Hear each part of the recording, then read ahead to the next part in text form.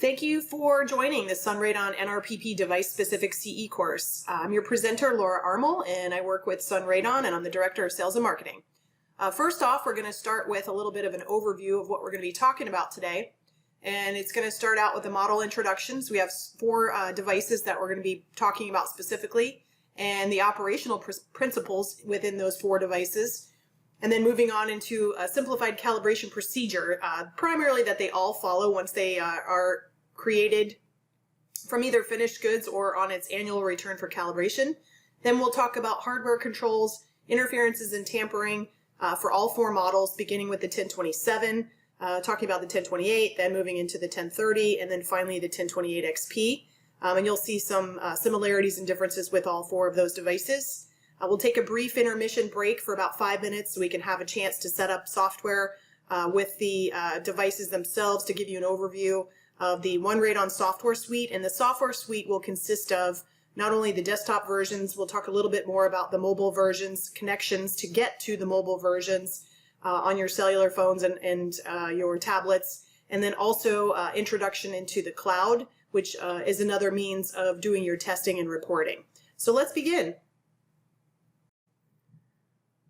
Again, this course is based on the four model types for SunRADON: 1027, 1028, the 1030, and the 1028 XP.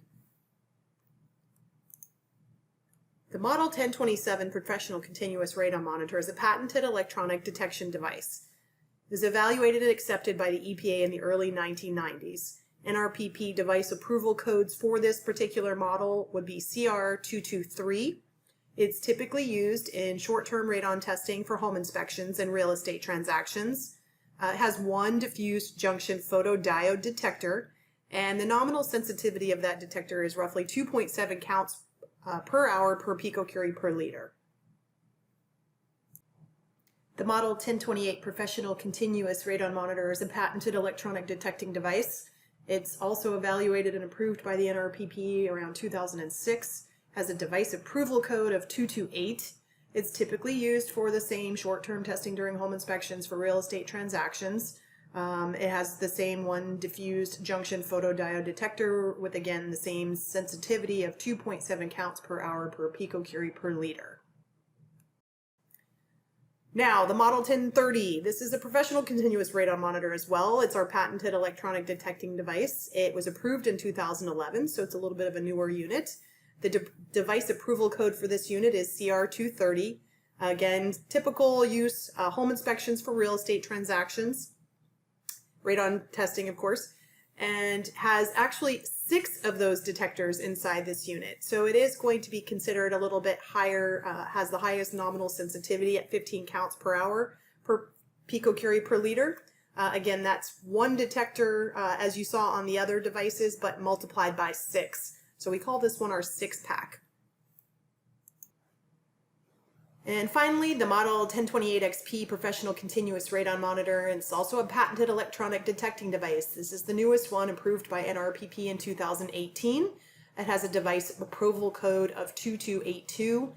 Same typical use, short-term radon testing during home inspections, one diffused photo junction diode, and then also with the same 2.7 counts per hour per picocurie per liter. So SunRADON continuous radon monitors measure radon gas concentrations in surrounding air with a patented method of observing alpha particles and calculating the radon concentration measurement. The specific aspect of radon's radioactivity is that its used for measurement is an emission of alpha particles during radon's most stable isotope, radon-222, radioactive decay cycle. It comes from the uranium, natural decay, and then the final element would be lead.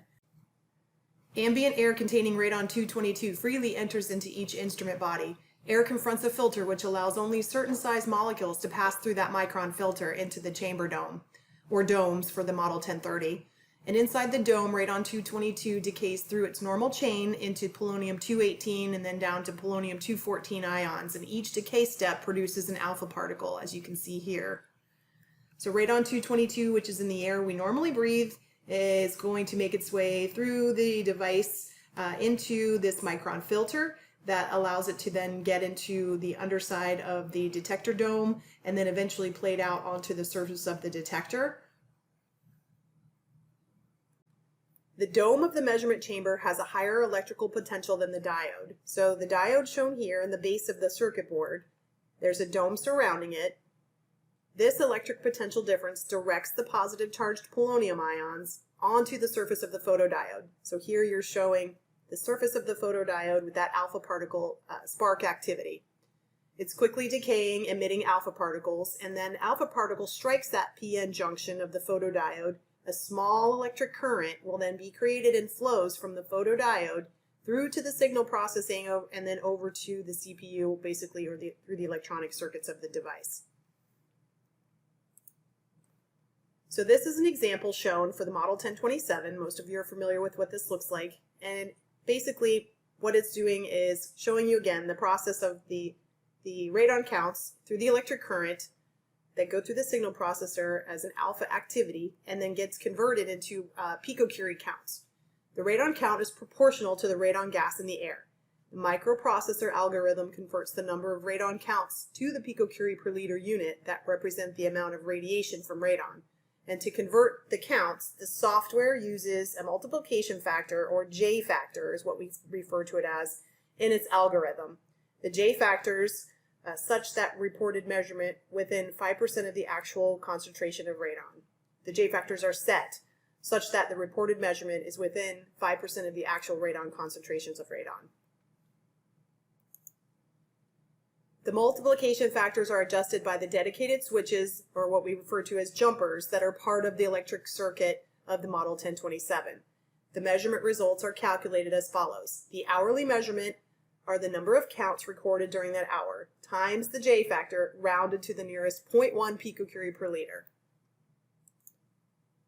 Models 1028, 1030, and 1028XP also use the microprocessor in the same manner. They are counting the electronic circuit currents as radon counts. The count is then proportional to the radon gas in the air, and the microprocessor algorithm converts the number of radon counts to the picocurie per liter unit that represents the amount of radiation from radon. To convert the counts to the picocurie per liter averages, the software uses correction factors applied during calibration and updated to the device firmware. So this is slightly different than what we do with our 1027s. The Model 1030 operates in the same manner, but again, it's done 6 times for each detector. So each detector has its own correction factor. So going through the calibration process for all models, since we've talked a little bit about how the devices operate internally, we're going to go through what happens when they're moved to finished goods as a new product, or if they come back for an annual calibration. They're all fairly treated the same. This is basically the steps, the simple steps taken.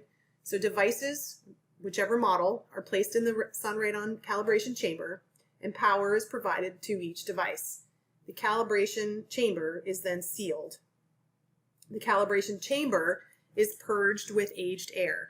So we basically take a hose, plug it into the chamber, purge with aged air, and then we allow that to, the devices will measure for at least a 24-hour period to obtain background measurements. So what we're looking for is to get as close to zero as possible.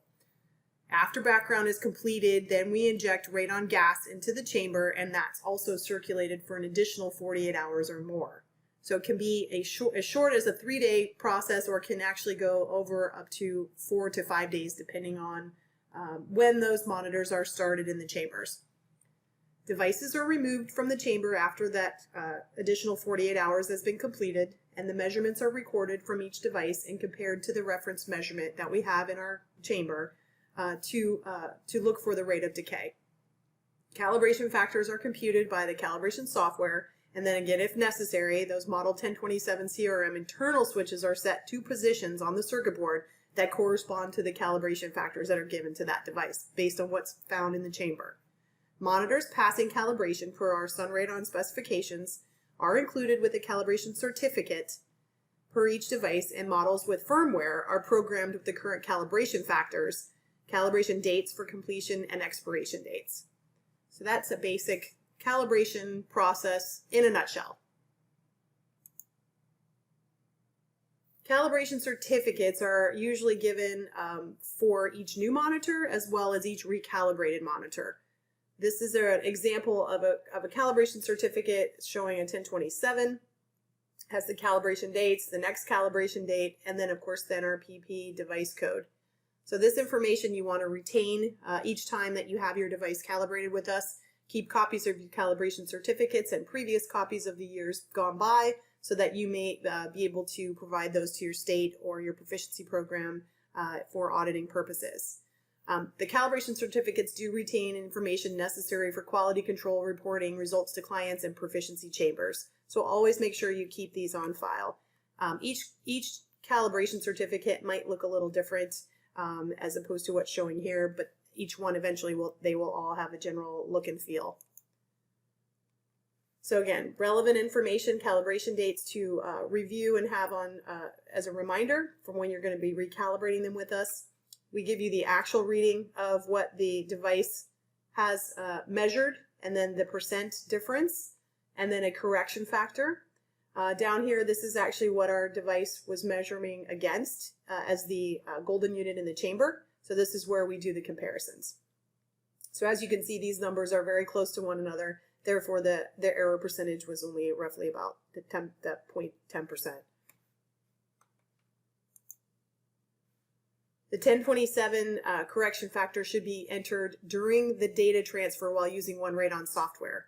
So if you're not familiar with this process, I will be reviewing it towards the end of this session once we get into the software portion.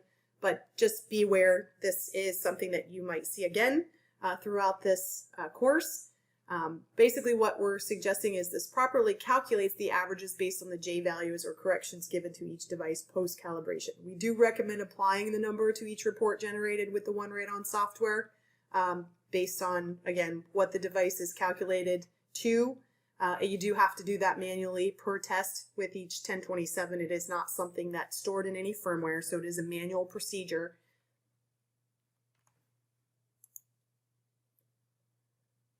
And this correlates to the correction factor here. And then 1028, 1030s, and 1028 XPs do not include a correction factor. The firmware updates after each monitor calibration includes the corrections, and the device will report it automatically into each value. So that's a little bit easier. You don't have to remember to do it. You don't have to keep that number handy. It's already done for you, so no adjustments are required to your reporting.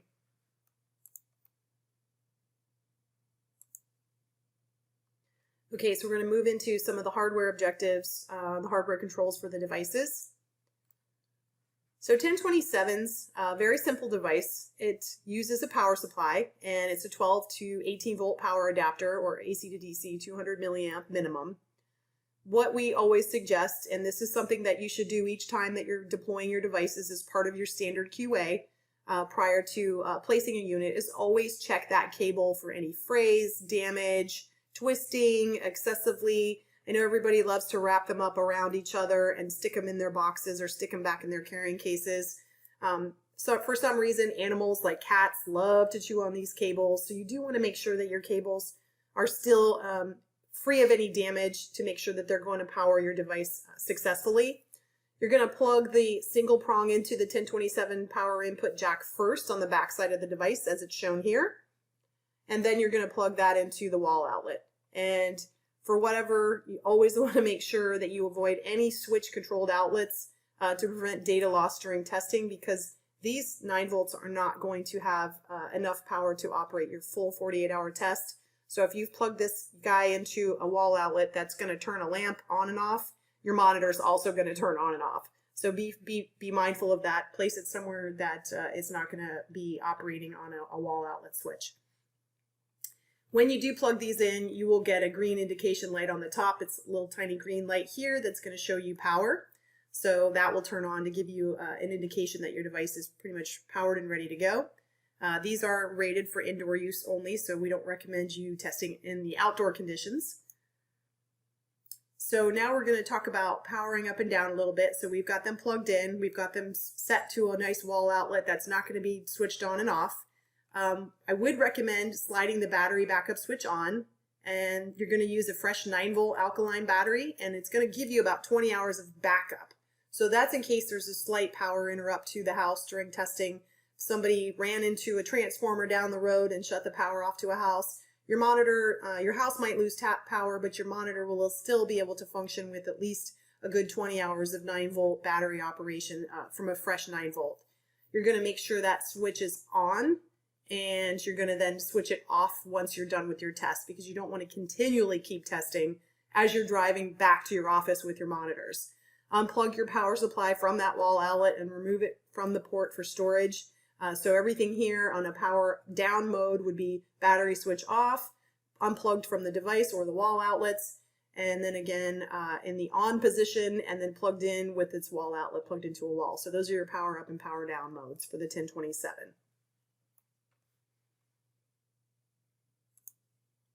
There's a key switch for the device, and it's an enable-disable key switch, and it activates the button functions on the top side of the unit. Each switch, the key switch, is to disable the button so that other people can't prevent from seeing your data. We don't want anyone that's outside of the loop of interested parties, such as the buyer and the seller, who can sometimes argue about radon results very easily. We don't want them seeing any information ahead of time. It's also protocol not to share that information until your test is complete and it's been validated. So you want to make sure that you switch to disable, to deactivate your button function, and take that key with you. The CRM measurement performance is not affected while it's in the disabled position, so we do recommend locking it when you've got it deployed on site. Keys are provided when you purchase your monitors, and they must be used to switch to this specific key is keyed to this lock, and it must be used to either switch to the enable or disable. I wouldn't recommend pushing anything else in there to try to turn it on or off, because you may damage that key lock component.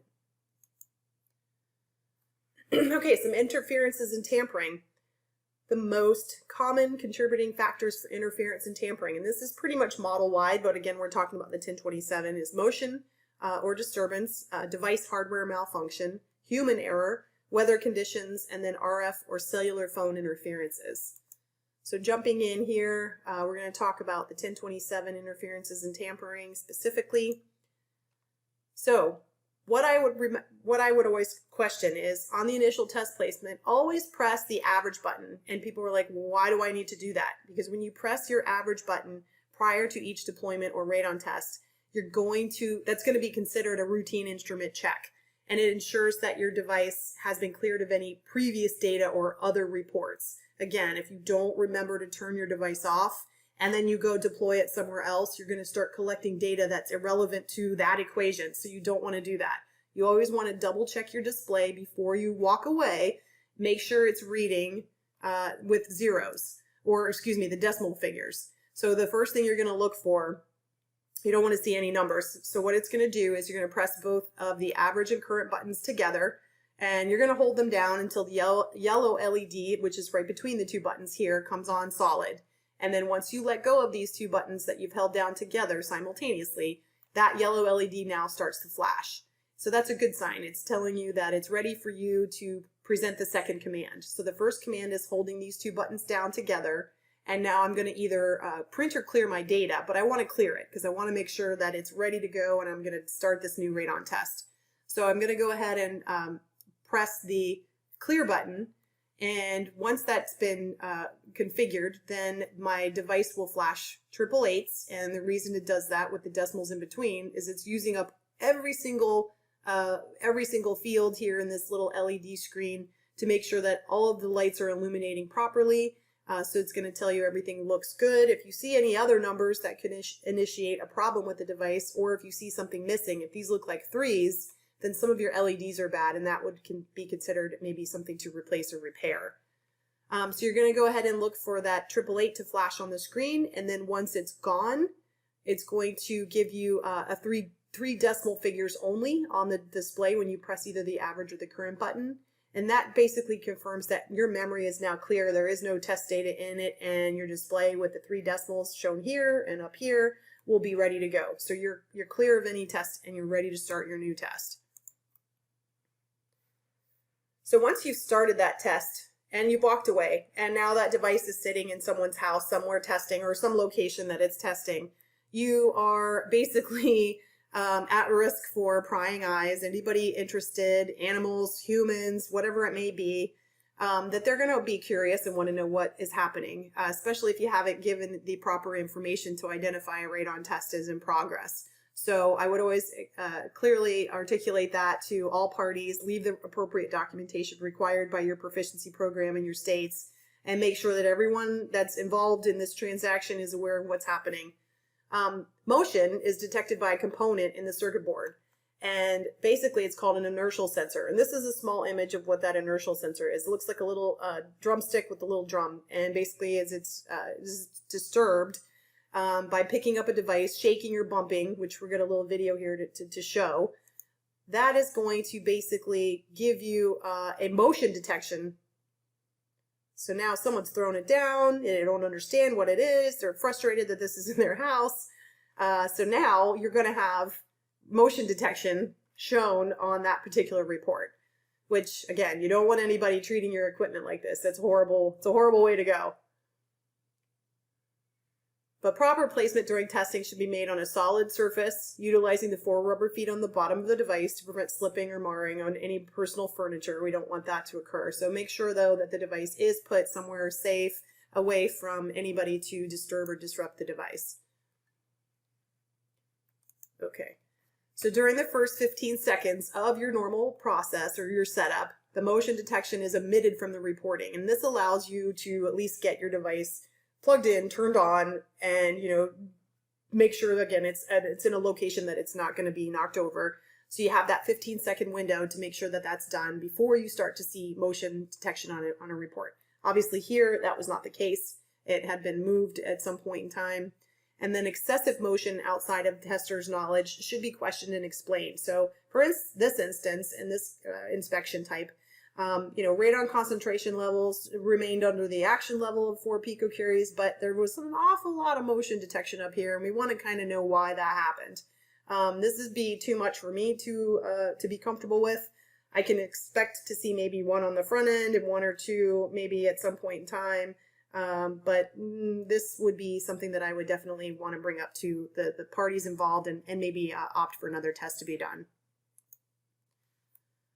So the device hardware malfunctions are another anomalous interest that you need to keep your eyes open and aware of. So they can be another a reason why there's an interference or tampering. Again, if somebody picked that monitor up and dropped it, chances are that some component may have broken or may have gotten somewhat damaged. So you might end up seeing something that you shouldn't see. And basically, you don't want to end up with a high voltage light on or a light that continuously keeps flashing throughout that's not indicating an alpha count activity. So that's, if this consistently flashes, that would be something you would want to look out for. If all of these remain on and they're constantly solid, that could be a problem. If this is flashing continuously and it's not because you went in to do a print and clear command, that would be something to question as far as the device. And then again, if you see any indication up here on the display screen, that would be anything other than that 888 and then followed up by the three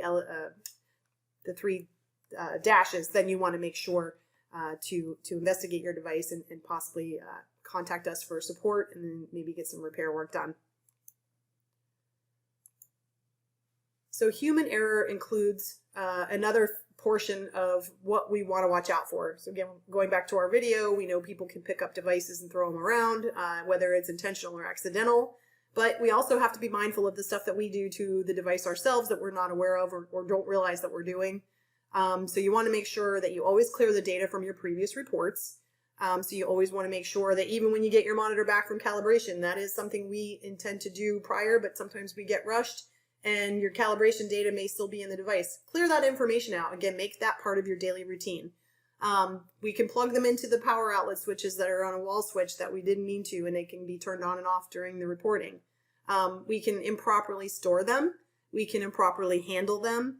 We can deploy them in locations that are too near to obvious checklist items that we shouldn't be deploying them near. And you definitely don't want to alter your device. If we didn't add a tripod mount to the bottom of that device, there's probably a reason why. And the reason why is there isn't enough room for us to add that standoff and make that a secure feature within the cover or the base of the device, because there's too much circuit board close to the bottom of that unit, and therefore could, if somebody goes along and drills into it to create their own, that can also create an issue for the electronics of the device. So if we haven't altered it and made that change, it's probably a good idea that you shouldn't do it either. Cellular phone interference. The model 1027 is very susceptible to RF or cellular phone interferences. We found this out way back in 2006 when devices were, or actually even earlier than that really, but when a lot of the devices were the push-to-talk Nextel type phones. They were creating a lot of alpha count activity. A lot of inspection teams were using those types of phones. They were nearby the devices, doing inspections, doing construction work, finding out that that was creating a lot of activity that was unnecessary or seen as noise in the device. So that noise gets picked up by the electronics, and then it can be recorded into the microprocessor, and then also produced then to your reporting. So you definitely want to keep your cell phones away from these devices, at least a minimum of 10 feet. If you're using an air console to transfer the data from your device after the test has been complete, that's okay. We've tested it. It works fairly well. Just make sure you do it fairly quickly and still keep a distance of your device just away from any specific cellular phone as it's actually testing. So you don't want to collect that information outside of the radon test itself. Okay, moving on to the 1028 monitors. There's going to be some similar features here, so I apologize for the overlap of information, but they also have similar features, and then again, there's some differences. So let's talk about the liquid crystal display. A little bit larger than that LED model on the 1027. This has an overlay with 6 buttons, a memory type keypad, and each button has a different function. The overlay does sort of create a barrier to the device itself internally, so it's got like plastic covering on it, so you don't have to fear any liquid or anything dripping down from personal sweat or maybe just a little bit of overspray or water. This overlay does have some protection to prevent any moisture on the top side of the unit from getting into the componentry. Unlike the 1027 where the buttons are there and there's still little crevices that liquid can seep down through. The LCD screen promotes verification of each selection prior to start and end of measurement testing, reviewing and clearing of data. And what I mean by that is it's always going to prompt you for a confirmation of what you're trying to set the monitor to do. So let's go through some of those button functions next. Number 1 button serves 2 functions. It selects the status mode, which scrolls through the status settings of the device, and it's used as a left arrow, and of course with that you can scroll or move ahead the cursor during your setup or status review. Button number 2 also serves 2 functions. It's the setup mode, allowing the user to manually set up values from the keypad, and then it acts as the right arrow, so it's going to move your cursor to the right, jumping ahead to allow you to the next step during a setup process or advancing to the next portion of your status menu. Number 3, 2 functions as well. It has your average. Average displays the measured cumulative average of radon gas concentrations, and it'll provide you the information in picocuries per liter or becquerels per meter since the memory was last cleared. It also serves as the edit button, and that edit button then, as you select it, allows you to go through the setup mode and make changes using again your arrow buttons and selecting the specific characters that you want to use, either alphanumeric, whichever you choose if you're setting up an address or a phone number or a license number. Number 4 serves 2 functions. Again, current. The current displays the measured short-term radon gas concentration of a rolling 12-hour average. So what it's going to do is, if you hit that 4 button on the display, it's going to show you what was recently taken in the last 12 hours. So that is different than the overall average. The overall average would be, say, the whole entire 48-hour test, but the current average is going to show you the last 12 hours of data. And then, of course, the secondary function of that number 4 button is saving data. So again, if you're in setup mode, whatever you've put in there, it's actually going to save what you've started. The 5 button serves 2 functions. It's your on button, so it's going to basically turn your device on. Doesn't have an off button. The device turns off automatically after 3 minutes of inactivity, after you might be completing your print and clear commands. As it sits idle, it will then shut itself down, so you don't ever have to worry about trying to turn it off somewhere. The number 5 button also allows you to enter the personal identification number that you deploy to the device. And that's part of your tamper feature for this, outside of that old key lock. The 6 button we didn't use. It's an alternate button that was never really programmed. So that is just going to sit idle on the top side of the display. There is a little mode light, very similar to that yellow LED that's on the 1027. There's a recessed LED here.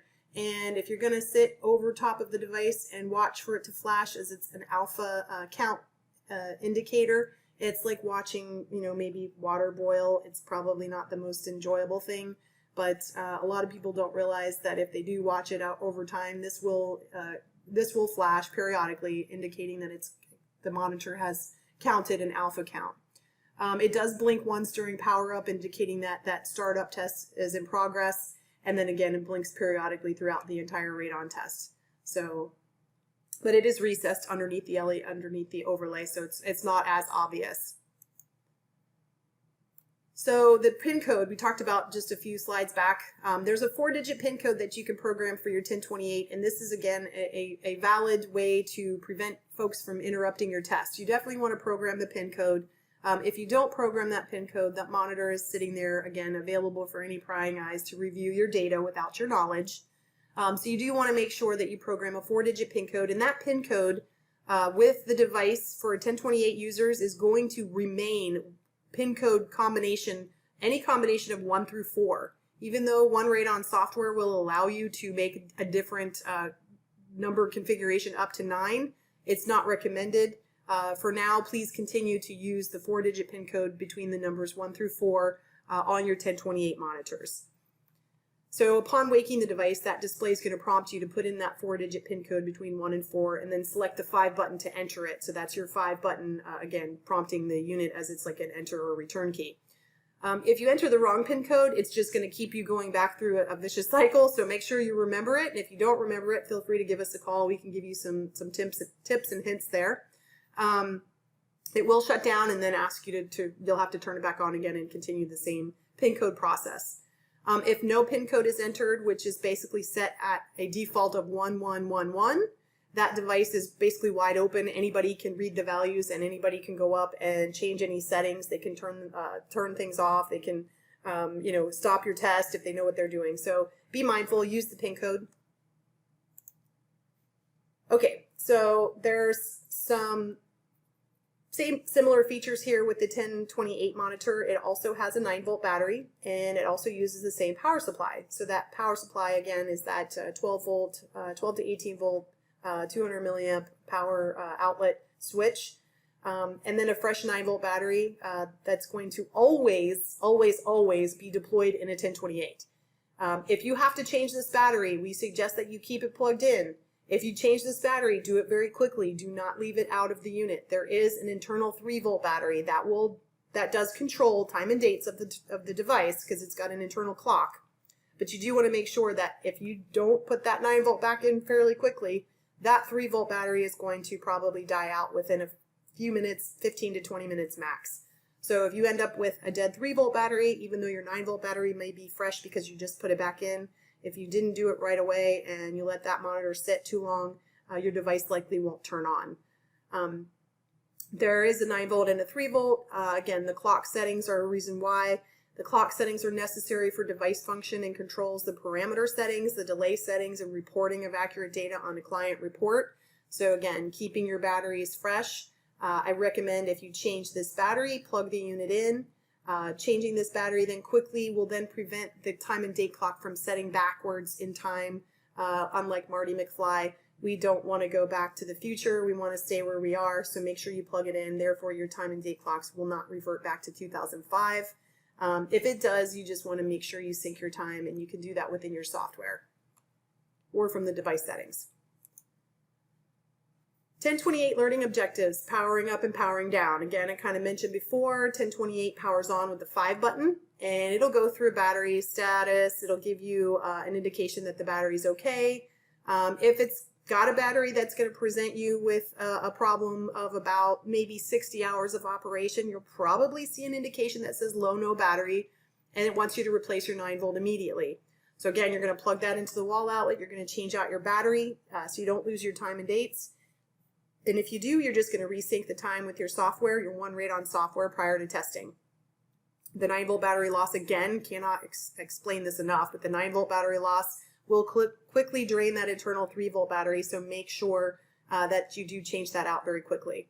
A device with no power must be sent in for repair or carefully replaced, so just be mindful.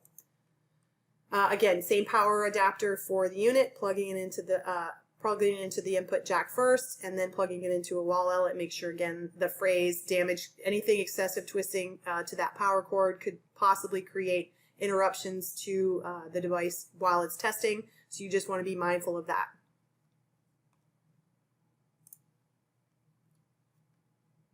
So again, the green LED turns on when you plug it in. You're avoiding the wall outlet switches, and this is rated for indoor use.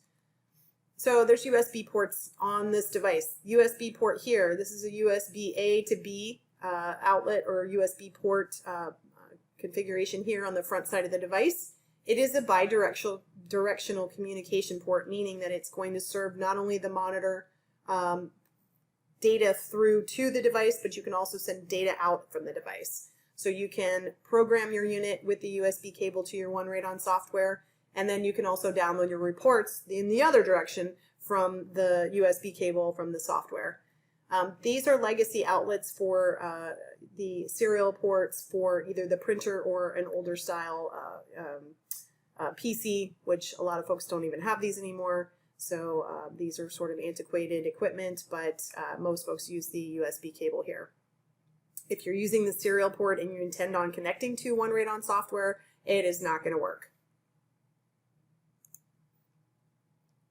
Okay, so interferences and tampering, again, very similar functions here as was with the 1027, so very common. But in the newer monitors, with the development of firmware in the device, which means we've programmed devices. They have internal integrated circuits that help to allow you to avoid common errors. So new monitors with firmware will still require care and maintenance. And then to recap, the most common contributing factors for interferences are motion, device hardware malfunctions, human error, weather conditions, or cellular phone interference, which, again, we'll get into that on the newer monitors. Similar test condition with a 1028. You don't want to see the motion sensor. If it's 15 seconds is generally the common denominator here. If you see a lot of motion within the reporting, again, it's something to consider, asking the end user maybe what had happened during that time frame. But again, downloading the data after a radon test has been completed, it's going to provide you a lot of visual evidence of problems that have occurred during testing. And I always recommend not to present the number that's on the device to anyone prior to you reviewing your test data. You definitely want to see something like this before you tell everyone it's all good, you're not going to have a high radon concentration level, there's no mitigation required. Check this out first, and then question it. Question everyone and see why did this occur, what happened. The LCD display indicates motion detection upon waking the 1028 device, so that's also going to give you a front-end indication that you want to look further at your reporting to determine what's happened or who tampered with the device. Hardware malfunctions. So again, firmware. These are programmed to display a few formatted error codes. Bit and byte code references are usually promoted to the screen.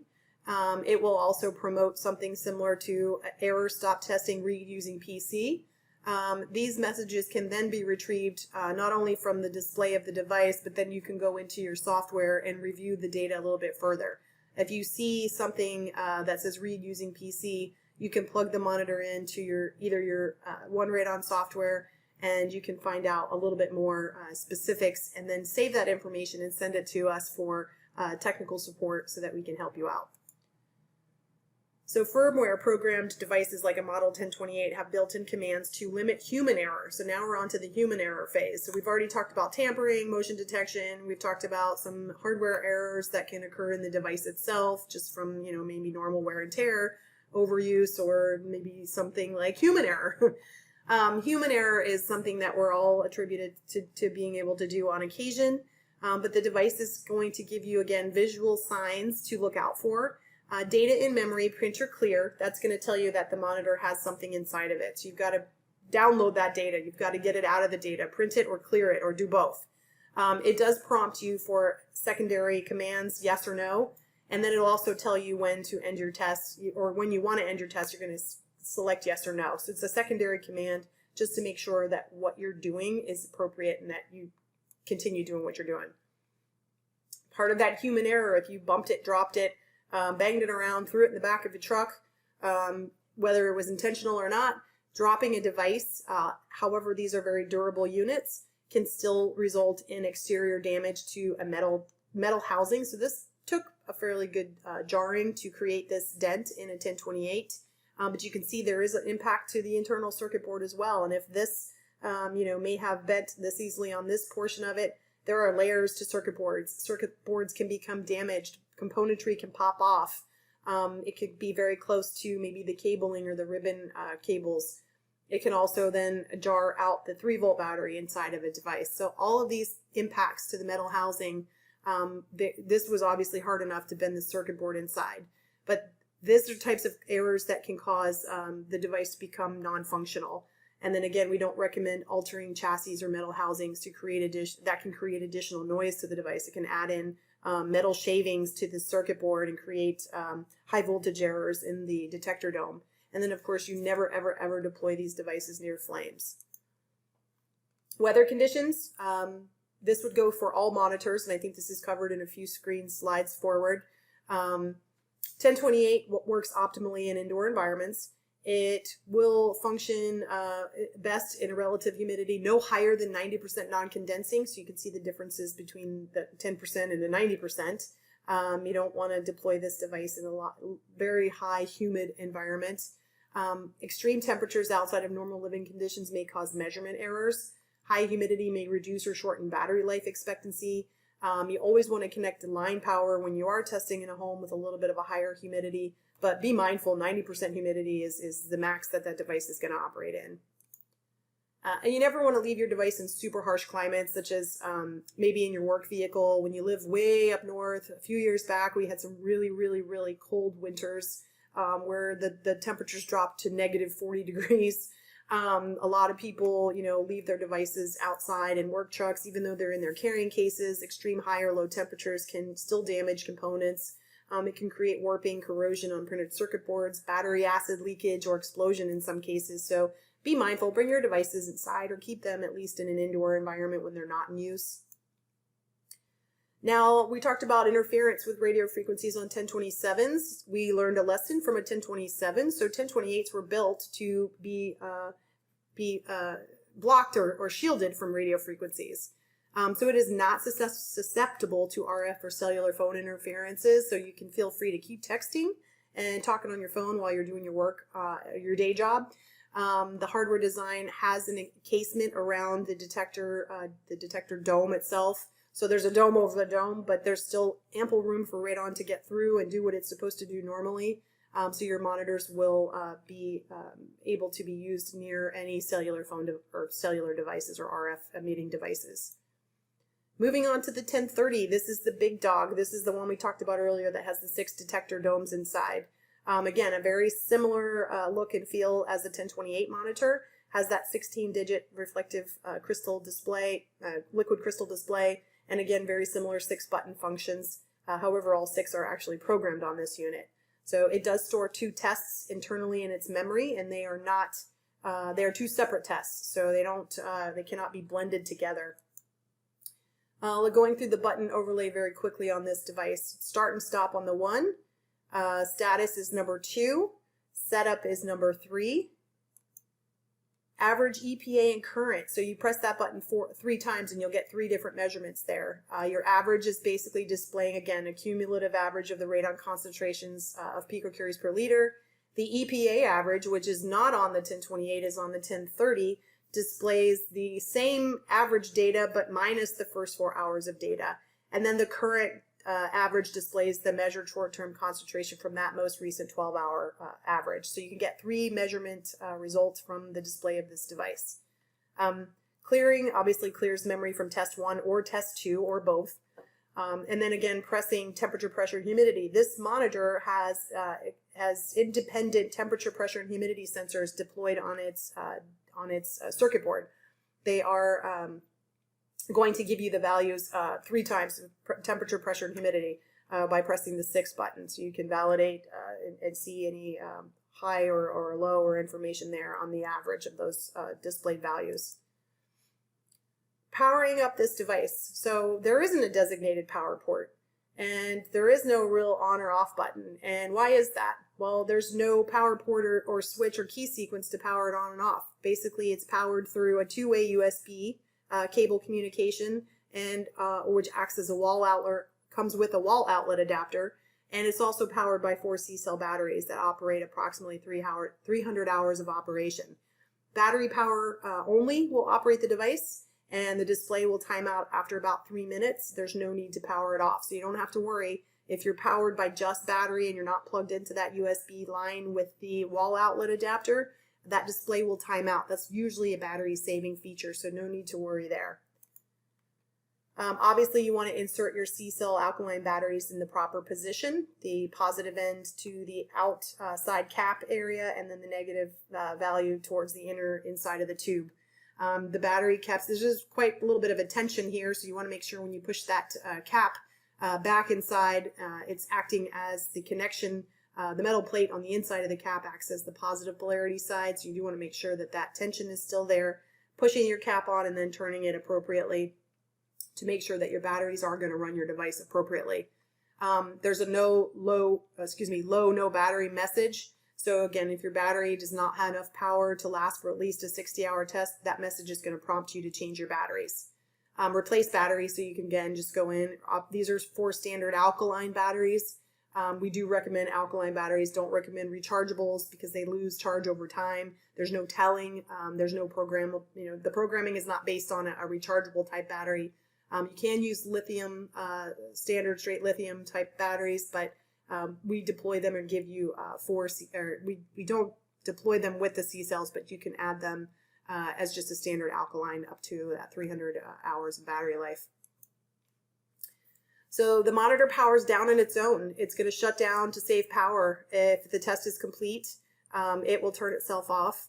If there's no external power, the AC power should be connected to continue testing, and batteries should be replaced at the end of the test. Again, very similar green LED light appears on the side. That's going to indicate that the USB cable is connected to either a PC or the outlet.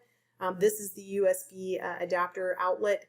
They can either be black or white, and those will plug into the wall outlet with the USB cable connection end into it. It is not charging the batteries per se, but it is giving the device power. So Model 1030 deploys an integrated circuit program to detect and record motion, shock, and vibration during testing. This is a little different than those little inertial switches. It displays motion detected, and the monitor does not need to be level. So you can set this up on a tripod. There is a threaded screw mount on the bottom of the device. It can be on an angle if necessary. The Model 1030 also includes environmental sensors, as I mentioned before. You have buttons on the front side of the unit for that to help determine if tampering to the site or the building has occurred. Sensors are independent of radon concentration, so it has no bearing on that information. Shifts in radon concentrations along with environmental fluctuations can prove closed building conditions were not maintained. So again, I always recommend downloading your data, reviewing your reports prior to giving anyone their radon results. Make sure that you look for everything. Here's an example of what to look for. A lot of motion detection, and this is over a fairly decent span of time, but a lot of motion detection. You have your radon concentrations down here at the bottom, which in some areas kind of correlate to a dip in relative humidity. As the humidity dropped, maybe some of the radon levels went up a little bit, and you can look at pressure, and pressure stayed relatively good. This is your picocurie action level line, and then we have our temperature way up here at the top. Looks like when temperatures went up, humidity levels maybe kind of dropped a little bit. Again, just a quick review, when you sometimes have maybe dew points that dropped a little bit, temperatures went up a little bit, sometimes the radon corresponds with that. So it gives you a little bit of a bird's eye view of what's happening now. This looks normal outside of the motion detection, but again, there's a lot of motion here. Let's figure out why. So don't ever give your results until you look at your printed data. 1030 has a list of error codes as well. It's, again, a firmware developed product. And when I mentioned earlier, you can, when it says, read using PC, these codes are displayed on the liquid crystal display as well as in the software as a pop-up message or by viewing device notices in the program. So within your SunRADON program or on OneRadon software, click on devices and then scroll down to device notifications. When you've plugged in and you're actually reading the data, it's going to tell you what's happening with that device with additional information outside of the bits and bytes that we programmed into it. So save that information and talk to your support person. Again, don't recommend altering these devices. I wouldn't recommend drilling anything, adding anything extra. If we didn't put it there, it wasn't intended.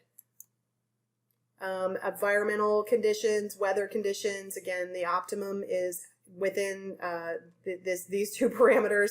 Not recommended to be reading in anything higher than 90% non-condensing humidity.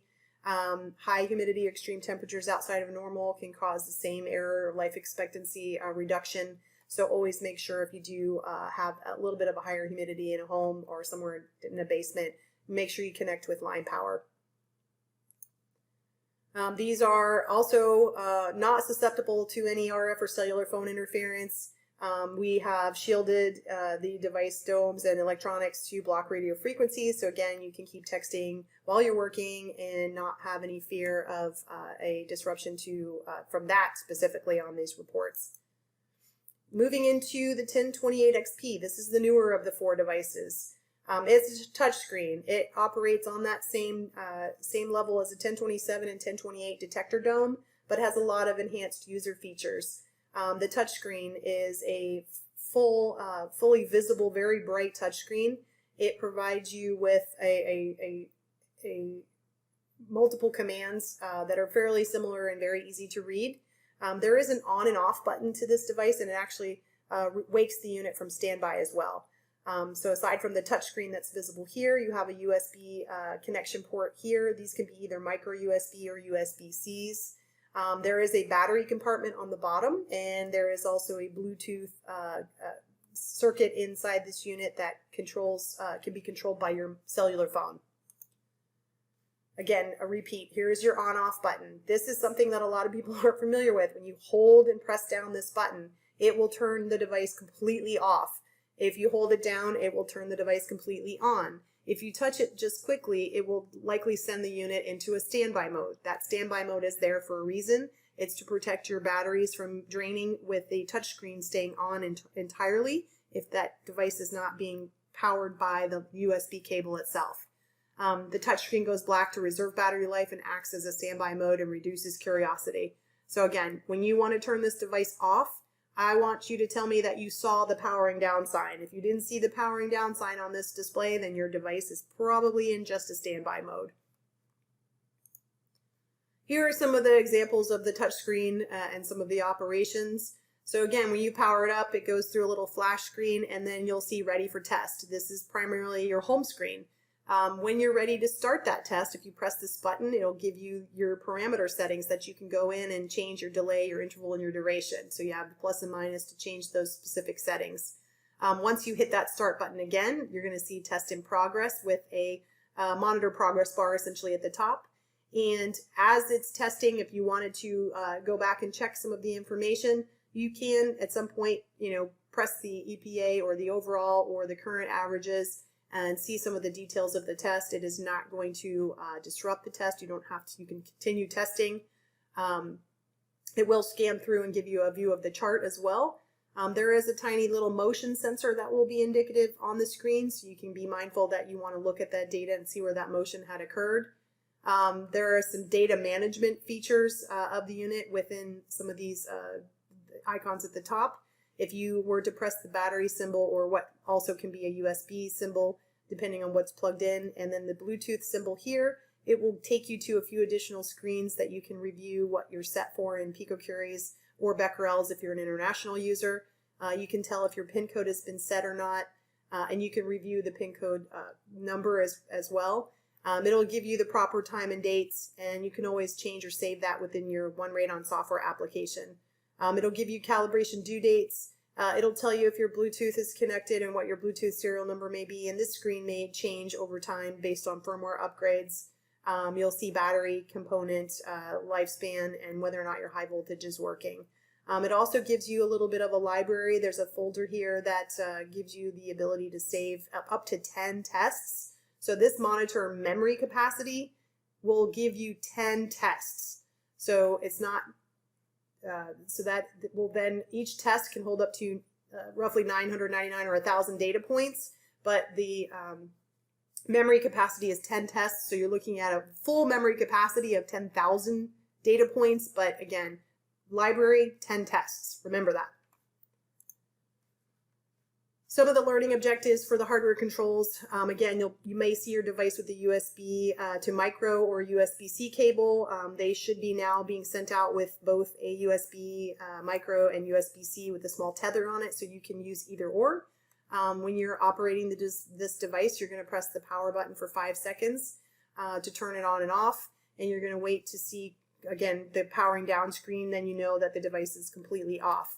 Generally, you can't turn this off if your USB cable is plugged in. You're going to want to undo the USB cable to remove all power to the device, and then turn the button, then press the button to turn it off. Again, USB-A to micro USB or USB-C cables. They are bi-directional insertion. They can send and receive data, and they also provide power to the device. They are not charging your Radon monitor batteries. If you plug this into an outlet or to another power source like a laptop, it is going to provide full power to the device. It does keep the display on at some point. You can program, I think there's a 30 seconds or 30 minutes that it may then go into a sleep mode, but it will still be on if your line power is plugged in. It is your communication point to the SunRADON software, and that is the only software this monitor will function with. There is the personal identification number, again, very similar to the other monitors, but this one you can program up through 1 through 9, any combination of 1 through 9, but 4 digits only. It is defaulted to 1111, very similar to what the other monitors are set for, and then when you read the display screen, that 1111 indicates it's not set. So be aware that if you do program a PIN code, you're going to be prompted each time to hit that numerical keypad with the appropriate 4-digit PIN code that you've provided. Your SunRADON software will override the PIN code when it's used, so you can always break through and get your information without promoting the PIN code if you're using your mobile device with your monitor. Again, 4 AA alkaline batteries, they're not rechargeable. Even though your device, when it's plugged in, may give you a little bit of an indication that your battery has bumped up slightly in percentage, that is a supercapacitor internally that's retaining a small amount of power when it's connected to the USB port. So it is not charging those AA standard alkaline batteries. Even if you put rechargeable batteries in there, it is still not going to charge them. That's not what this is intended to do. So that supercapacitor does not recharge batteries. 270 to 300 hours of continuous operation. The memory capacity stores up to 10 tests at 1,000 data points per test, or 10,000 data points, so remember that. So these devices do have Bluetooth mobile device control. There is a low energy Bluetooth standard transmission rate is a frequency of 2.4 gigahertz. You're not pairing the Bluetooth with the mobile device, the internal settings to your mobile phone, your Android or your iPhone. You don't need to do that. Please don't do that. The SunRADON application software will find the Bluetooth signal, and it will communicate on its behalf. So if you did perhaps pair your Bluetooth and having connectivity issues, go ahead into the Bluetooth settings of your phone and forget that device. and then go back through the software and retry the Bluetooth signal just by communicating to the SunRADON which device you're connecting to. There is a firmware update that is now no longer pending and has been released, and it gives you a Bluetooth reset button. This just helps inspire the Bluetooth signal to become a little bit more prevalent and speak to the software. So that is in the current version software.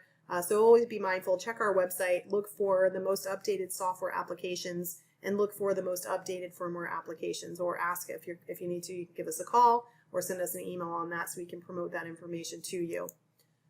1028 XP learning objectives, hardware controls. We kind of went through some of those features already, but within the Bluetooth mobile device, your phone acts as your remote control to your device, which I love this. That way I don't have to touch my device anymore. I don't have to touch the touch screen. I don't really have to do anything to it. I can set the device. I can connect to it with my mobile device by selecting this little icon USB port at the top. It then generally will bring up a menu item if I connected to an XP. You can even connect it to my 1028, my 1030s, or my 1027. Just depends on the application and some of the cable connections, which will be discussed in the second half of this application course. So I've connected to my Bluetooth for my 1028 XP. It's giving me the serial number of the device I want. I can select it, and then it's going to communicate to my device, pull up the model number, the serial number, calibration dates, all the calibration information. Gives me a battery status. So that's a good sign. It's communicating, and then once it's connected, I have a couple options here. In this case, the new test, or I can go back in and I can review some of my other tests and edit that information. In this case, if you select new test, again, you're communicating to your device, and it will give you the functionality to start and stop and clear data and synchronize time, so you can use your mobile phone as basically your remote control of your device itself. This is the motion disturbance detector. It's a little integrated circuit. Again, it's got a newer technology behind it. It is not that old standard method. It's called an accelerometer, and it's programmed with firmware to sense movement or vibrations during testing. It will give you this little indicator on the screen of the touch screen that it has sensed movement or vibration, which just looks like a little cellular phone that's shaking. So be on the lookout for that information if you see that on your touch screen. It's indicated here as well, so it's going to show motion and a little cellular phone. That's pulled up through the mobile software. So again, if you're using your mobile device versus the touch screen, that's also a valid way to verify motion detection that you want to be looking for in your reports before you give your information to your clients. So firmware can prevent future device hardware malfunctions with additional programming. So this is something that we're continually working on, always improving the device with its firmware.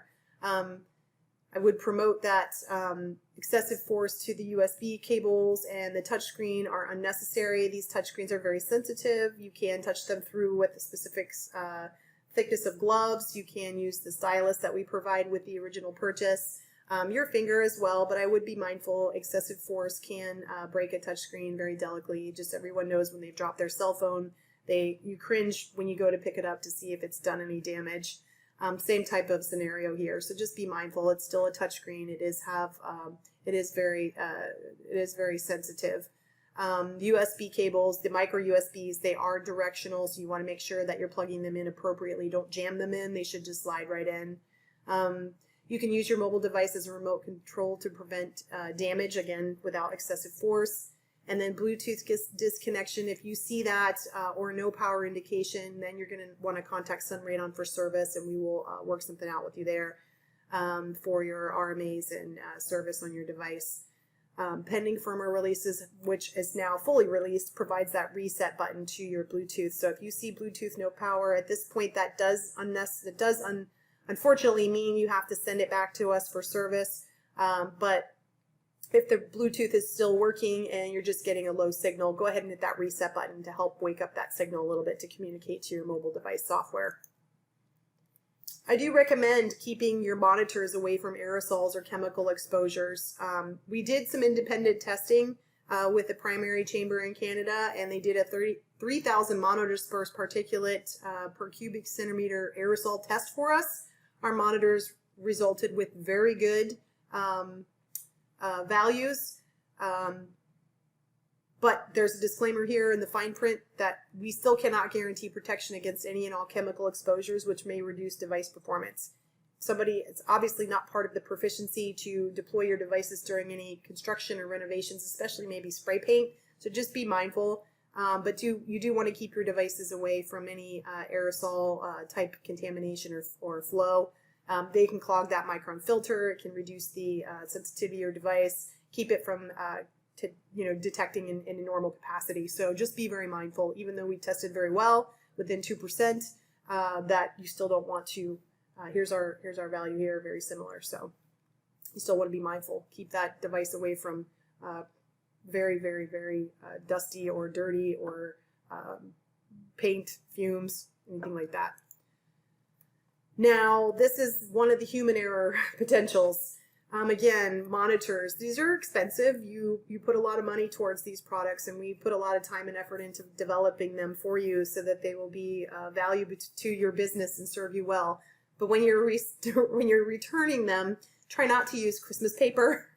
I'm not judging anyone, but there's a lot of glitter on this device, and I know that kids love glitter, and it gets everywhere, and at Christmas time and Easter time, and especially around Valentine's and all those Hallmark holidays, everybody gets tissue paper, and then when they send their devices back, they grab that tissue paper and they stuff it in the box. I don't recommend it. I would just try to still use some of the packing material that we sent with your device originally, that you could keep and reuse, but you definitely want to make sure that your device is kept clean.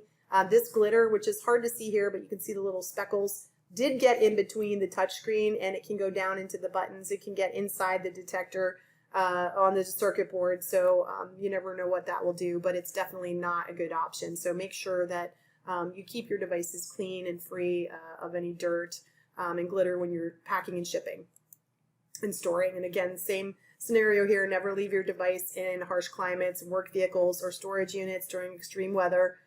Same scenario, component damage, warping, corrosion on printed circuit boards, battery acid leakage, or explosion in some cases.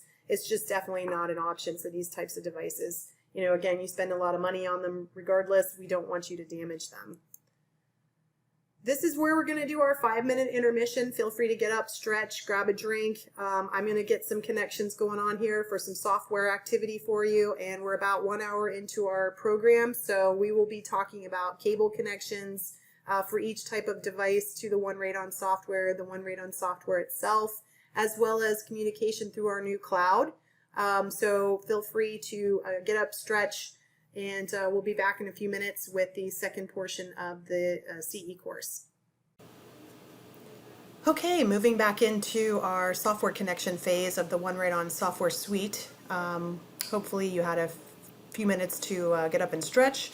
And next we're going to go into connections with cables.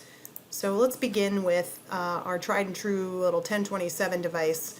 As you can see with SunRADON software, it will connect to any operating software now, hence the term SunRADON. So SunRADON software suite, which is Windows, Mac, Android, and iOS with the 1027.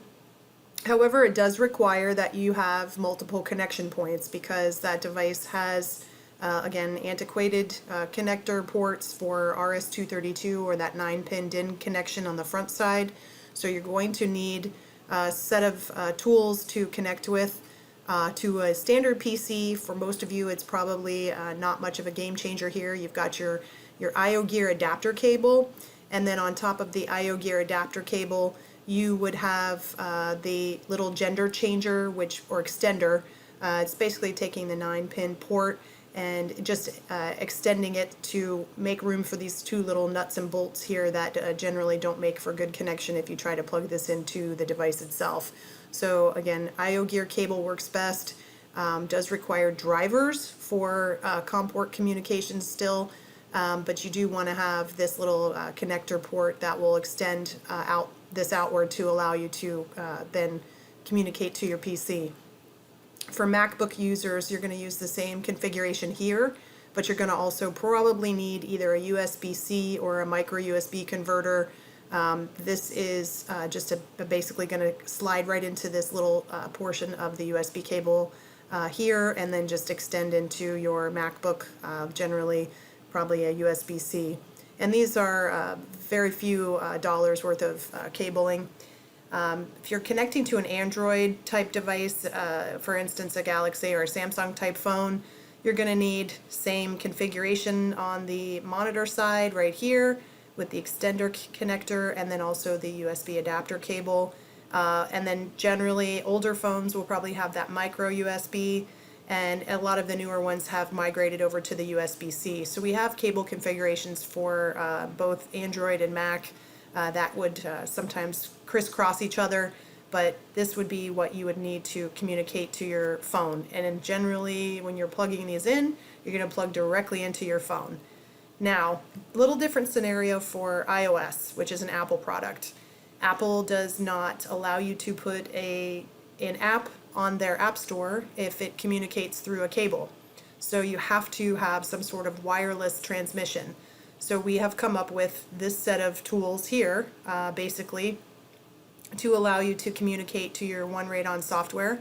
And what that's going to be is, again, very similar configuration, but a few different tools. This is, I believe, the female to female extension, and then it connects to, again, another DIN 9-pin port, and has a blue network type cable that will plug into the back side of this port, and then that USB portion side slides into this air console. This air console is actually a little Wi-Fi dongle, and this Wi-Fi dongle will begin to send a Wi-Fi signal to your phone or your iPad, and you will set up through your Apple settings to communicate through Wi-Fi. This is much different than the Bluetooth on some of our other model, the XP model, but this is actually a Wi-Fi configuration, so keep that in mind. This is a more expensive setup, so you have to spend a little bit more to make this device communicate to SunRADON software. And this will be something you would have to charge up to get a full charge out of it. You would plug it into a wall outlet, probably for about at least a minimum of 45 minutes. There are some instructions we'll go through on that, but this is the cable configuration for a 1027 to communicate to SunRADON software. Okay, so the other two products that are a little bit on the older design side with the standard USB cables, the 1028 and the 1030, both of these actually communicate very similar to one another. Again, to the Windows program, no change there. So if you're communicating to SunRADON on your Windows computer, laptop, you're just going to use the cable that came with the device and plug that directly into the monitor, and then plug the other side directly into your computer. MacBooks, again, just a simple little adapter is usually required to convert the USB to the USB-C, and same for Android with the micro or the USB-C. These two can be interchanged if necessary. So this little micro USB port is just going to convert to fit some of the older style Android type phones, and then if you have a newer one, you can convert it with this USB-C. And then finally for iOS, again, you're using the same air console, little Wi-Fi dongle type device, and you're just going to use this plugged in with the cable that was included with your device. So not too much cabling necessary here as compared to the 1027. Just do a quick look back. 1027, a lot of pieces and parts. 1028, 1030, not so much. Okay, so the air console, as I was just talking about, is this little Wi-Fi type dongle. This is a device that's a resale item. We didn't manufacture these. We purchased them, or we acquired them for you to keep in inventory. And basically they're small, no bigger than maybe a lighter or maybe a pack of gum. And they're very lightweight. They do have multiple uses to them, but in this configuration we just need them to communicate Wi-Fi from this air console to your iPhones. So again, this is specifically for iOS users trying to connect to an iPhone or an iPad. So basically, this air console device has three settings. It has the on mode, the off mode, and a charging mode. On is needed when you're using this to communicate to your CRM. Off is when you want to make sure that you're just not running out of battery power and you're going to use it later. And then charging, if you want to use this device in an alternate scenario where maybe you do need to charge your phone, you can use these things to charge your phone if you need to talk to someone in a pinch. But essentially, you're going to then plug this air console into the device, and it will turn on and send the SunRADON the device information to the SunRADON software via a Wi-Fi signal. So as I mentioned, you do have to configure the Wi-Fi connection through your settings on your iPhone or your iPad. So you're going to go into your settings wheel on your iOS device. You're going to look for your Wi-Fi network connections. You're going to search, or it should, if it's on and it's communicating, you're going to slide this position to the on position over here, and then it will actually send a signal that your Wi-Fi should pick up on your iPhone, and it will be probably labeled Air Console with some sort of ancillary digits next to it. And this one in this case is Air Console FE, and what I've done is just selected that as my Wi-Fi, and then it's going to prompt you for a simple password. The passwords are generally printed on these, and they're usually the digits 1 through 8. So put in 1, 2, 3, 4, 5, 6, 7, 8, and make sure that the check mark is there listed on your settings page of your iPhone before you begin to communicate to SunRADON. So it's very simple. There's not a whole lot to making that connectivity. However, if you try to read the directions from Air Console itself, it may lead you down into a different pathway. So make sure you ask us for a full set of instructions on that. What we can show you is connectivity with the 1027. Again, there's those multiple connection points. So you have the extension, you have this RJ or DIN connector, and then you have this network type cable plugged into this little adapter feature here with the USB port plugged into the Air Console. That's going to communicate to an iPhone. This is the same model 1028 connecting to an iPhone, and then the 1030 connecting to an iPhone. So again, multiple configurations, but generally all communicating through this Air Console device to your CRM. Again, going through the quick setting selections, the sliding the switch completely over to the right can be considered on. And this is a little test mode. You can press this button on the side, which allows you to see if the battery is full, less than full, or less than 30 minutes. So it'll give you a battery indication. So pressing this button will light this up along the side, so you'll know if you have to charge it or not first. I would make sure that it's on the full charge before you try to use this with your devices, so that you don't get too frustrated when your communication's not being transmitted properly. So again, probably at least 45 minutes to charge up. And when you do charge these, you want to make sure that it's basically in the off or charge position. You don't charge it while it's on. I just recommend sliding them off. So now you're going to connect that USB port to your CRM and the other to the Air Console. And from there, your phone is going to just go, you're going to go into your SunRADON software.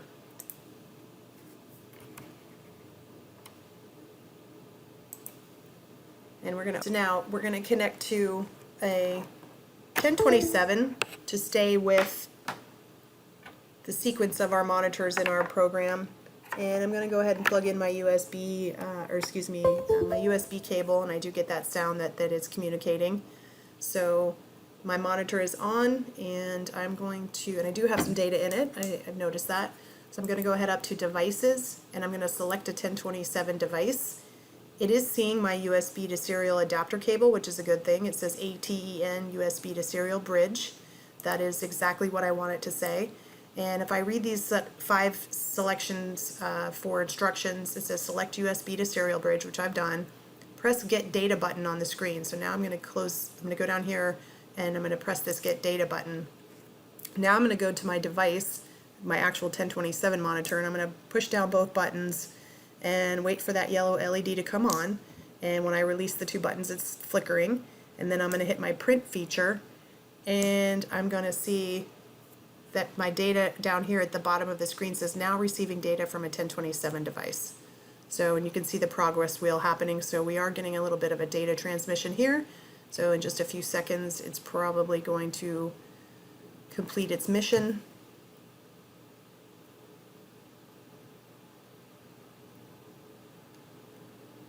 And now my data has been successfully retrieved. So I'm going to click OK. And it gives me a few pop-up boxes that I can fill in here. These pop-up boxes are basically some things you can opt into using, or you can skip forward and not utilize them if necessary. But this is where you would actually set your time. So now if you remember back in the beginning of the presentation, 1027s, they're very manual. They don't have a time and date clock internally to them. There's just basically they're just a radon detector. So you have to actually tell the unit what time your test was started.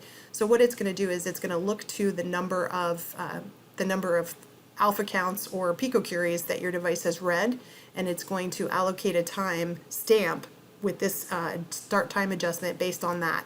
So you will go in and you can modify this to suggest if you need to go back a few hours. It only adjusts hours. You're not going to be able to change minutes, unfortunately. But in minutes, that's not necessary for radon detection. We're looking for hours here. So we want to go back and we want to allocate days. So you can see here now my days are changing. So if I started this on perhaps, let's say April 1st, and I was there on site at approximately maybe just an hour after lunchtime, and I'm going to set that as my start time. And basically what this is going to do now is I can click OK, and it's going to adjust my start time and my end time based on how much data is in that device. I can put my serial number in now, so just for ease I'm going to put in 1, 2, 3, 4, 5, 6, 7, 8, 9 and click OK. And my calibration date. So remember, if you have your calibration certificate with you, you can put this information in so that you don't have to explain or provide that as a separate document. So you're going to go in here and put in the actual date that's shown on your cert. And then you click OK. And then that correction factor from the calibration certificate as well. And I believe this is correct based on the one we showed earlier in the meeting. So I'm going to leave this as is. And I'm going to click OK. So those three things have been entered now into my SunRADON report, and I don't have to go in and do any additional manipulation there. I'm going to go up here to begin the process. This is the test that was received from the device itself. So I had one test in my monitor, and I'm showing a little bit of motion activity here, and that's a good sign. I want to make sure I look for that in my reporting so I can validate my test. I am using a model 1027. I did input the serial number to the unit. I did put in the calibration date, and now it's showing my next calibration date based on a year. We don't really have a battery status for this device, and we don't have a device date and time, so we're just going to move on. And then I'm going back down into my test 1 summary, and I'm going to start from scratch. This essentially means the same thing up here. New inspection, new inspection. And this is an edit folder, so you can, if you've got something pre-configured, you can go ahead and open it from here and add all of this data to it. But since we don't have anything started, we're going to just go ahead and click New Test. Now I'm in my test configuration screen. And as you noted before, when I added in the time frame, this is where my time adjustment came into play. Now this test duration was a 90-hour test, so it's a lot of data on here. And whether or not this was what I want to show my customer, if I don't feel that that's necessary, or maybe there was some weather patterns at the front end or the back end of the test that I'd like to remove, this is where I would remove it. I can go over to my times and I can adjust my times back and forth. Again, this is an hourly feature. And if I want to do the end time here, we'll start with the end time because we can't really change too much on our beginning time. But I can go to my end time and I can tell it that I want to go back to the very beginning, and I'm just going to add in hours from here, or maybe days. So now you can see where if I click on the hours, back one, it's changing my hours here in the software application. So moving forward, it's going to go back up to the 90. Moving back, it's going to reduce some time to my test report. And you can only change what's on the back end of this. You really can't choose hours in between. We definitely don't want that to happen. So I'm going to go back to 90 and just leave it at 90 as it was intended. You can see my measurement. My duration was 90 hours. My measurement count was 90 intervals as well, 90 counts. So that test is complete. And it wasn't delayed, so there's no delay set for this. And there's set for 1 hour intervals, and we ended up with an overall average of 8 picocuries per liter and an EPA average of 8 picocuries per liter. And there's an indication here that for me, this is just a green highlight that says everything looks like it passed. There's there's some other things I can do through my report to change this wording, but for now it's obviously an acceptable report, but I do want to go in and add some details to this report. So from the front page, you're going to put in just generic site information of where your test was located, what test site were you at? Was it for a residential real estate transaction? And if so, you can put in, maybe an MLS number, and you can put in the address of the location of the test.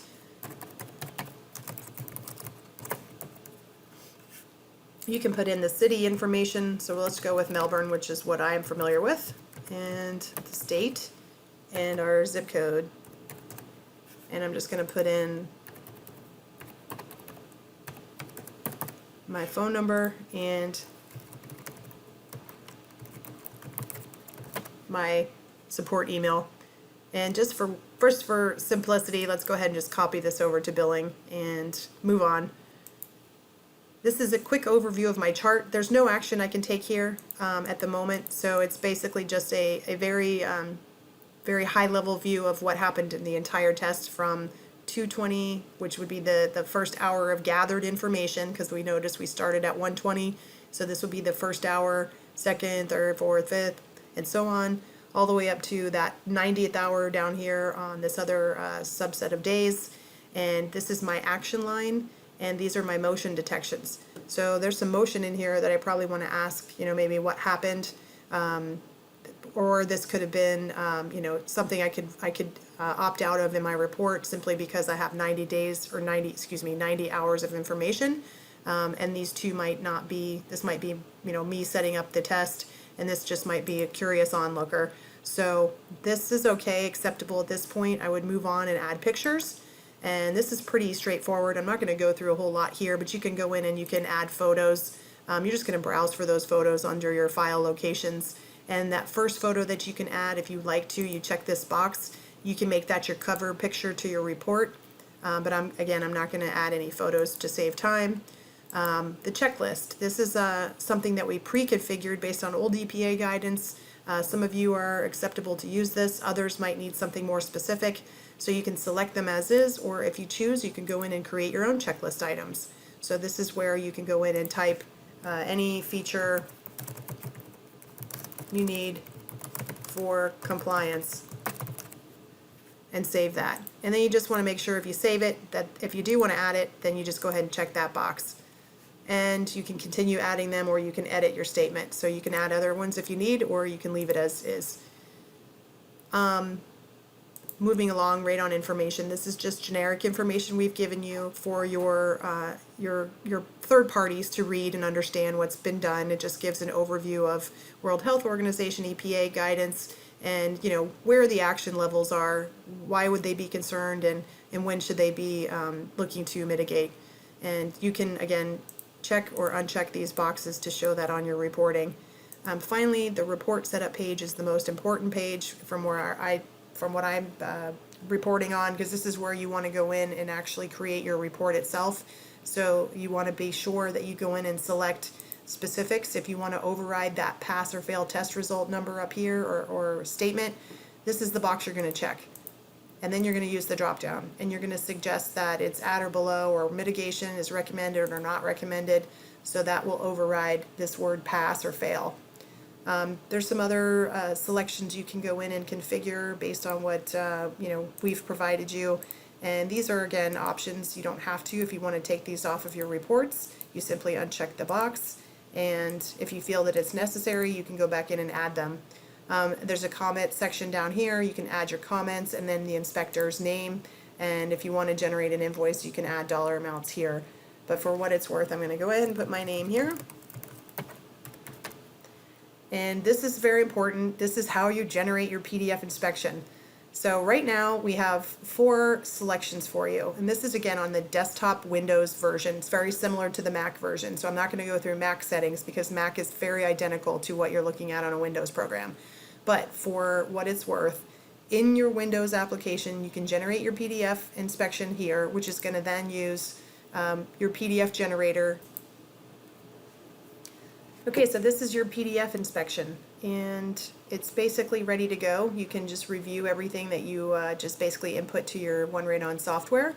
And here's our little checklist item. And again, if I wanted to add more and complete, maybe protocol requirements, I can add as many as I need to for this page.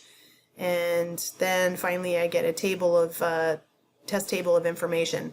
And again, if you recall seeing some of the test reports previously, there's motion, as we indicated. Here's the first indicator on that first hour, probably placement, which obviously went a lot longer than that 15 seconds window that the device allowed.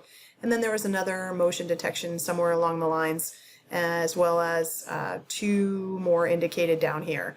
So again, if I remove these from my reporting by backing out that last few hours, looks like there's really not been a whole lot of activity that happened around this device. So we would feel confident to move forward with providing this radon result. But here's your graphing, and then also back up to the summary page and the details that we put into the report itself. So as you see, I overrode the test result from pass or fail to no mitigation recommended. If I choose, I can go in and I can select to show 1 or 2 of these numbers, either or both. And as you can see, I've got a summary of data here on my front page. And again, I didn't add any pictures. We don't have any logos, and I'm not here to show you that. It's just this is really an overview for how to get your device to communicate, and then how to download the data and print your report. So that's basically the PDF software for a 1027 through SunRADON itself. Now if we go back to our PowerPoint, I am going to just give you a quick backwards glimpse of the connection where I'm sitting on. So my 1027, whoops, one more page. My 1027 is plugged in. I have my USB adapter cable, which was labeled as ATEN serial bridge, with my 9-pin little extender cable on the end of it to connect appropriately to my device. Okay, moving along. So now we're going to talk about connections to 1030s and 1028s, which is basically identical. As you can see here, they both flow the same way. Essentially, you're going to go back to your SunRADON software.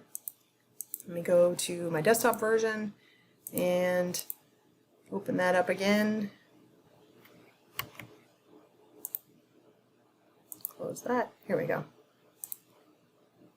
So I'm going to unplug my 1027. That noise is a good sound. And we talked about device notices earlier in the 1030 or the 1028, that if the device was having some failure issues, this is a way to establish connection and decide what is actually wrong with the device. So I have now connected to a 1030 that actually has some issues, has a HV supply error message on the device box, on the display, that 16-digit liquid crystal display. So what I'm going to do is I am going to go ahead and select device, and I'm going to search for my serial number. And this is actually the device serial number. It's a 1030, and it's 796230003, and I'm going to click OK. And now, as you can see, I've got some data from the device, but I'm also getting this HV supply error. So I want to go to this messaging and under device notifications, and I'm going to read this notice. So this is what I was talking about earlier, where you have possible malfunction with your unit. It says the internal high voltage power supply in the radon monitor is not able to supply correct voltage. This could be due to very high humidity or a problem with the high voltage power supply. Please use the clear button to clear this error, and then try to start a measurement. If the error occurs again, you might need to reach out to our support team. So what I'm going to do now is just go through and show you the identical connection point to a 1030. Since we've plugged in, we do have that information. I'm going to go ahead and clear the data. And as you can see, we're going to probably lose this information, which we can look at quickly. Again, it's got a little bit of chart details that I would like to look at further. Maybe there is a lot of tampering here. Maybe somebody did something to my device, but that's why we go through this process, and we want to look at these reports. So again, this information, you've got your radon concentration levels, you have your pressure, which is very stable. You also have your relative humidity here in the light blue. You have your radon action level line here as the solid red line, and then the motion occurring along that line. And then we also have our temperature at the top. And you can see some correlation a little bit of rise in radon with a little dip here and a little bit of a rise, a little bit of a dip. So it looks good. I wouldn't question anything other than maybe the tampering. So we're going to move on and go back to this device, as I want to show you that you can actually communicate to this monitor from the SunRADON software. So I can go in, I can stop the monitoring, or I can start monitoring, or I can read my device notifications. I am going to clear the data, and I'm going to say OK, and I'm going to go back to the home screen, and I am going to say cleared OK. I'm going to start a test. I can set up my parameters. I'm going to leave it at 1 hour intervals. I'm going to set it for a 48-hour duration, and maybe I'll change it to a 12-hour delay, and I'll click OK, and now my monitor is testing, and I have a window that says 60 hours. So now if I go back to select device, connect to my 1030, I am going to stop the test. Now my device says ready to test, and I stop testing. Alright, so I just want to give you a big heads up that this monitor connects through the USB cable. It connects directly to the unit, and it's very similar to a 1028. Connecting to a 1028 XP, I'm going to remove my USB cable from my 1030, and I'm going to go ahead and plug in my 1028 XP cable. Good sign. Everything's seems to be communicating. I'm going to go down, select device, and I'm going to search, look for, it's going to wait for the monitor to come on. My XP, click OK, transfer my data, and I've got a subset of reports here. Now if you remember, I said this monitor will store up to 10 tests. So 10 tests at roughly 1,000 data points apiece. So it's going to hold 10,000 data points, but it will store 10 tests. So this is the first test, this is the second test. So I want to go in and do the same thing I did before. I can start from scratch, or I can open up a file and create or edit or manage a template that I've created by selecting the file folders. But the same procedure or same principle applies. I would go in and start a new test because I don't have anything to apply it to. Fill in all my data here, and then I would actually go to my report setup and do the same thing as I did before. Generate my PDF inspection from there. And that pulls up my test report. So I've got my name, my information, I've got my data, and again some inspection chart information, test table data. There's not a whole lot here, but it's generally the same principle that you would connect via the micro USB or USB-C cable to your desktop. So now I'm going to kind of finish off with my SunRADON software connection to my devices because they're all very simple to do. It's just basically plugging into the USB port. We did pretty much plug into the 3 types of devices, but the 1028 and the 1030 are both very similar to one another, so I don't need to really replicate that twice. But I did want to show you that the 1030 had an issue. We could check the device errors. We could review what the problem was. That's something I would retain, contact support, so that that information can be put onto an RMA and the devices can be repaired easily for you. Also that you can start and stop at 1030, and you can 1030s and 1028 XPs can start and stop monitoring from the software itself. This is when I mentioned earlier that the mobile devices can act as the remote control. So I want to go ahead and set a shorter time frame on my report. I'm going to do 1 hour intervals, 48-hour measurements with 0 delay, and I'm going to go ahead and set OK, and I'm going to start a test. So now my 1028 XP has successfully been started, and I can go back to my screen and basically close out of this and walk away. My device is ready to go, so I don't have to do anything else with my software.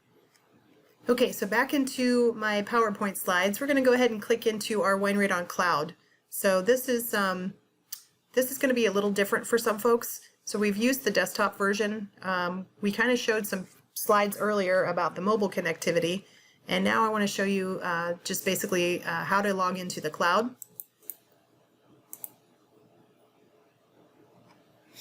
Okay, so now we're in the cloud, and this is a lot different than anything anybody's shown so far with the software application. So not only am I able to do my reporting from the cloud, but I can also have a location of where my monitors have been and whether or not those tests passed or failed. And I can drill down into those reports and I can look at the actual test data. this monitor had some information on it, but needs to have more details completed, or maybe the test had to be restarted for something. But I do want to show you that the cloud application will show you your location settings. But moving on to the actual reporting, if you're communicating through the cloud and you've got software that's been uploaded to the cloud, as I somewhat was able to show before,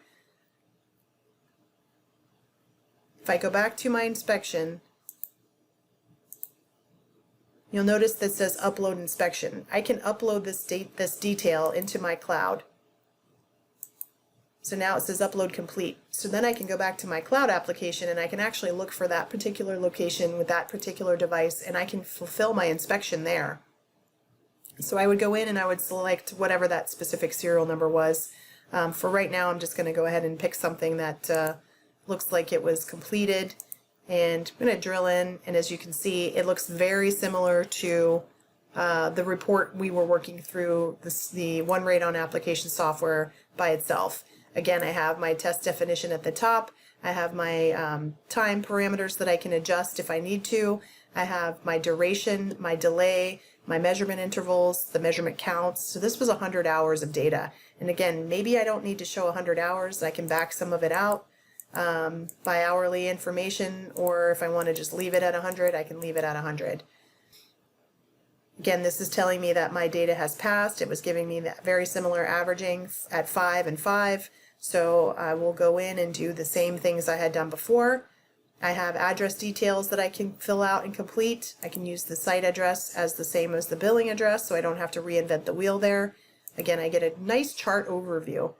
This looks a little different, but this is what your report's going to print out and look like.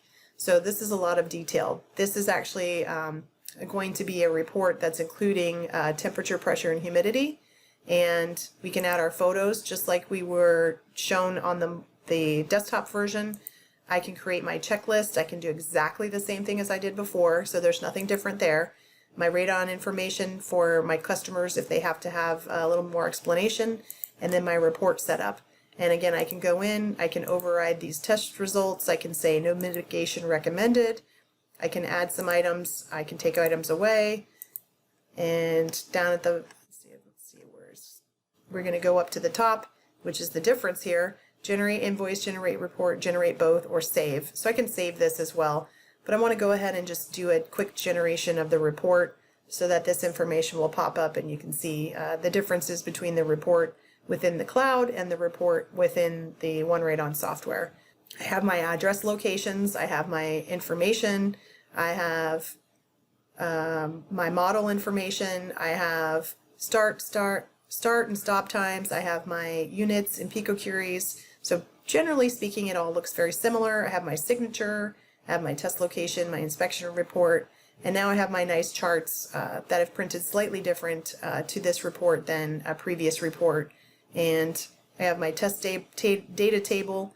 The first 4 hours are grayed out. Again, this is just because of an EPA averaging.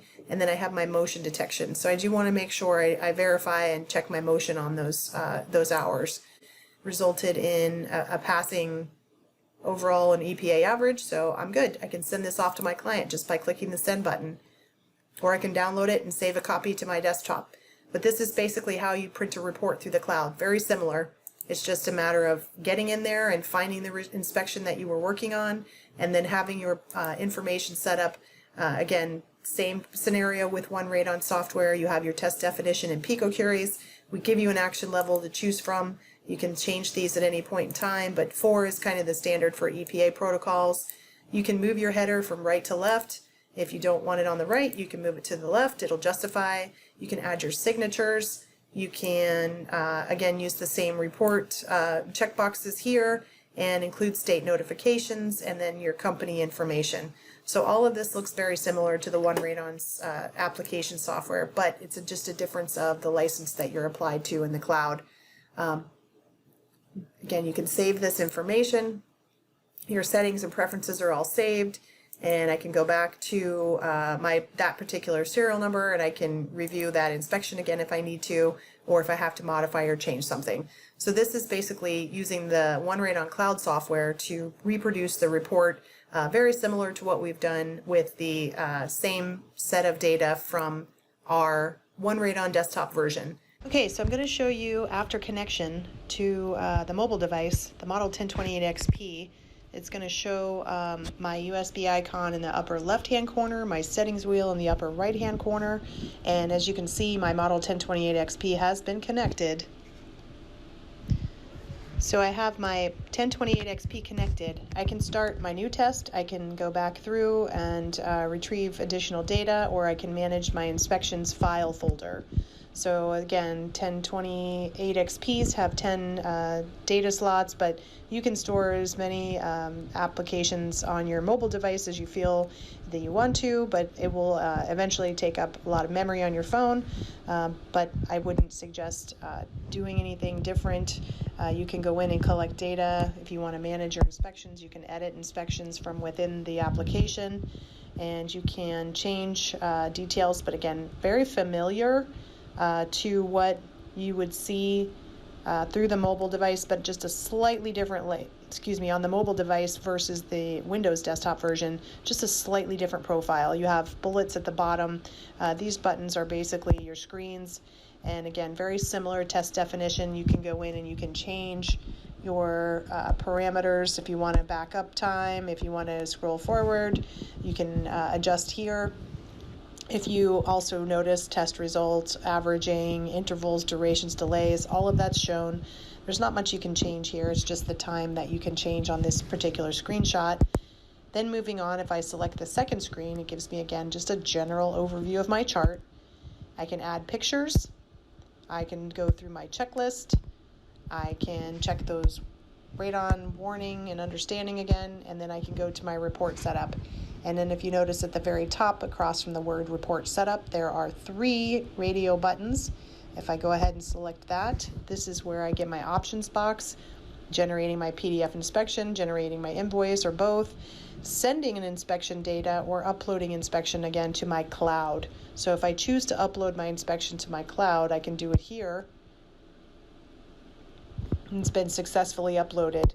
If I don't want to upload anything, or if I just want to generate my PDF from my mobile device, I'm going to select PDF inspection. Again, it brings up a very familiar format.